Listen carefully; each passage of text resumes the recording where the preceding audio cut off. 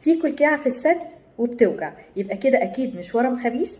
معاكم دكتوره ساره زيتون، استشاري جراحات اورام الثدي التجميليه. والاجابه طبعا لا. سواء في وجع او ما فيش وجع في كتله في الثدي، ده لا يمنع تماما انها ممكن تبقى ورم لا قدر الله خبيث. لازم اي كتله نروح نعمل تشخيص صح عند دكتور متخصص في جراحات الثدي عشان نقدر نعرف هي حميده او لا، وبالتالي نمشي في خطوات صحيحه. وجود كتله هو ده عرض لوحده يستحق ان انا اعمل الفحوصات عليه واشخصه، سواء بتوجع او ما بتوجعش ده لا ينفي وجود عرض الكتله.